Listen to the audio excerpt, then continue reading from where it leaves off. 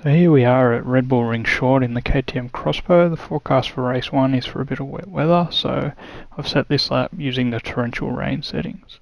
So as we start the lap down the main straight, you want to avoid any standing water. Looking for the 150 board, you're going to brake just after it, about here, down into 4th, briefly use 3rd just to slow the car up a little bit, back up into 4th.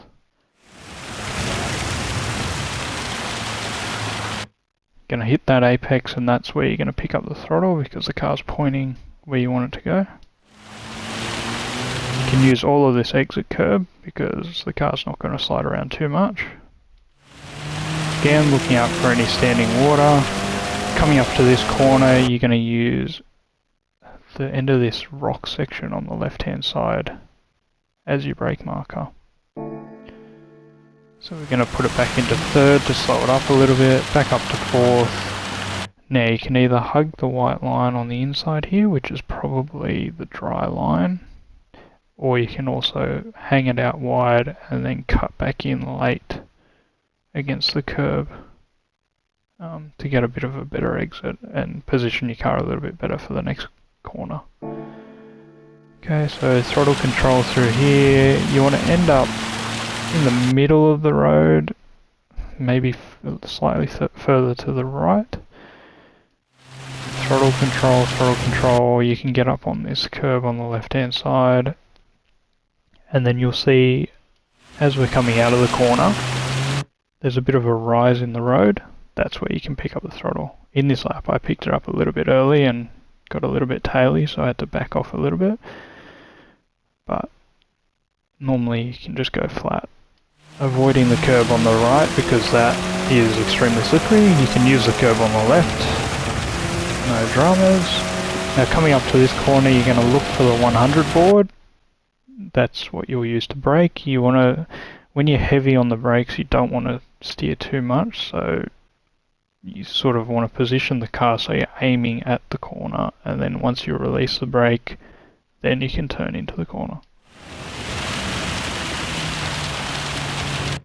Okay, so sort of steady on the throttle. About where that sign is probably where you can start picking up again. You just want to make sure you don't understeer to the left hand side.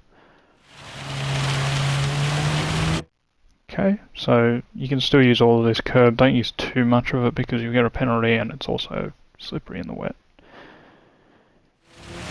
Using the end of that red section as the braking marker, you're going to flick it back into 3rd, make the apex, back up into 4th, and then drive out of the corner.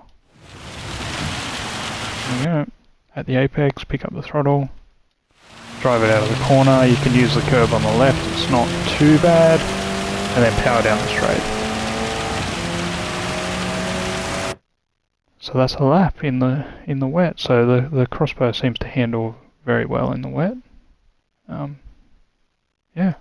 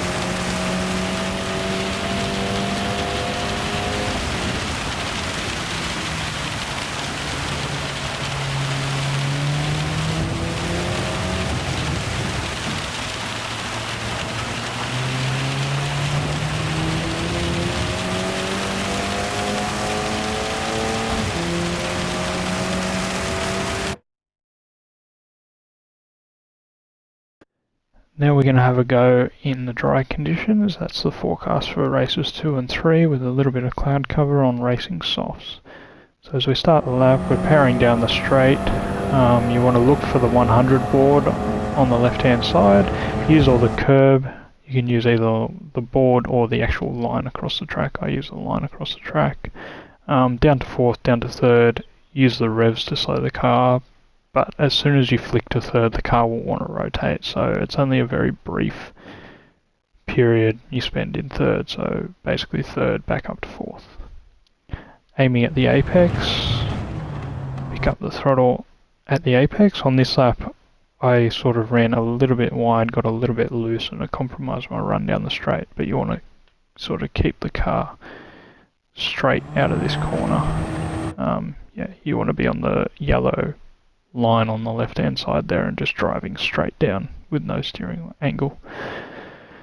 So now you're going to use that AlphaTauri board as your brake marker, not necessarily a brake marker, but where your position, your car position is relative to that board. And you're going to use fourth gear. If you overrun the corner slightly, you can pull it back to third and it'll want to rotate a little bit more into the corner. So braking now, aiming for this white line where the grass is, that's where you want to enter the corner. You can sort of hug that white line, or you can use the wider line, so go in deeper and then come out around, cut back into the curb. Same, I've used both lines and they're similar. So in this particular one, I'm hugging the curb, hugging the white line. Keep the car to the right hand side here, so you've got a bit of room to turn to the left. A little bit of throttle control through here. You want to use that curb on the left hand side. And then power as soon as you can. Use the curb on the right. You can use a little bit more than I just did there. Flat out down here. Now you're looking for the 100 board and the 50 board. So you're going to brake in between, anywhere in between, but you want to brake in a straight line. You don't want to be giving it too much steering angle while you're on the brakes, because otherwise you'll just lose the rear. So you don't want to sort of give it too much steering until you start to release the brake. It's also sort of a late turn into the next corner, and it helps you not understeering to the left hand side. So here I brake just before, about where that marshal's standing, down into fourth. Put it out, yep. And then, yeah, don't run too wide here. You can use most of the curb. You can even go a little bit past the white line, but don't use too much more than that. The end of the red section on the left hand side is what we're going to use as the braking marker. Right there. Use third. No, don't use third in the dry. Use third in the wet, but not in the dry. Aim for that apex there. And you want to drive out similar to the first corner. A little bit of slide. Use all the curb again. You don't want to go too far past the white line. Bring it back across onto the track and power down. And that's a lap in the dry.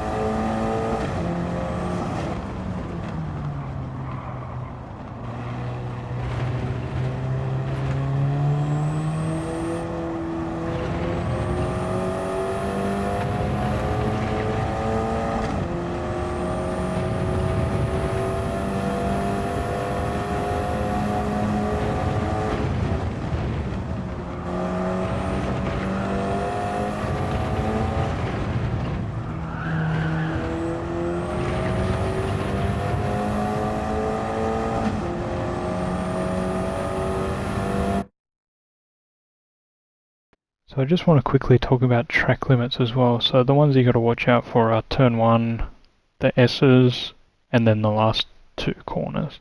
So here on the exit of turn 1, you can basically use that yellow sausage have your left-hand tyres on that all the way down it.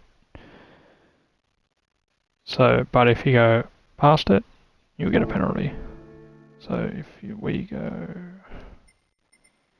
a couple of frames forward, this isn't exactly a great run out of that corner. Basically, there, even though I'm sliding and pointing the wrong way, you want to be pointing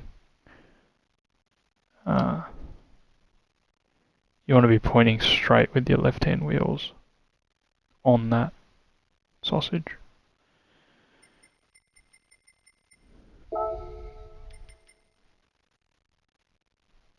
Okay, and then the next one, coming into the S's, not this one on the left, but this one right here. See the yellow sort of lumps in the curb?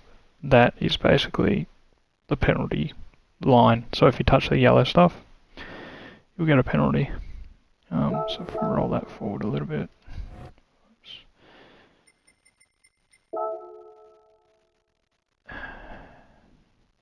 You can use quite a bit more curb than I've used there. But yeah, it's basically these yellow lumps, and then again the yellow further down on the curb. But by then you're not sort of that tight in against the curb. And then if we continue on down here, too much to worry about here, nothing to worry about on the inside, it's the one on the outside here. So you can go past, just past the white line. You can see I'm basically all three wheels off. I'm going to end up 4 wheels off once the car straightens up. But you don't want to go any further than that. There's actually, if you can see it, there's a bit of a line in the green stuff, which I think is probably actually the measure of the penalty line. I've never actually noticed that before, but there you go. So again, straight down here, on the inside, if you hit that yellow or too much of the yellow, that's a penalty. And on the outside here, I tend to just use the white line, but I think again it's that crack in the green and sort of the yellow bits, but I don't go too much further past the white line than that. So hopefully that helps with track limits. You really got to push them to be fast, but yeah, if they bite you, they're pretty harsh penalties, so just watch out for them.